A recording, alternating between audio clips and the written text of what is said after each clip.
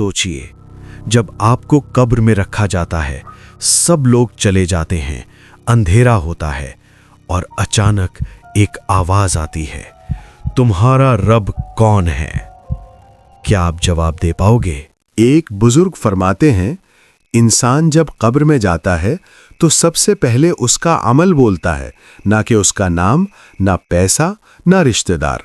कब्र में आते हैं दो फरिश्ते, मुनकर और नकीर।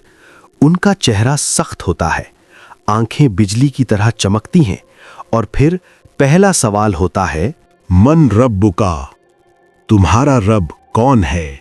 यहां सिर्फ जबान का जवाब काम नहीं आता, यहां जिंदगी का प्रूफ मांगा जाता है।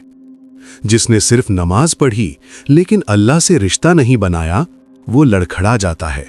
माँ दीनों का, तुम्हारा दीन क्या है? जो सिर्फ मुस्लिम नाम का हो लेकिन दीन पर चला ना हो, उसके लिए ये सवाल सबसे मुश्किल होता है।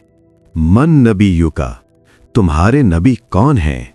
जो नबी सल्लल्लाहु अलैहि वसल्लम का जिक्र सिर्फ महफिलों तक रखता रहा लेकिन सुन्नत को जिंदगी में न लाया, वो यहां खामोश हो जाता है। अगर बंदा जवाब न दे सके तो कब्र जोर से चीखती है, तूने दुनिया में जो बोया आज उसी का फल है। फिर कब्र तंग होती चली जाती है, इतनी कि पसलियां एक दूसरे में घुस जाती हैं।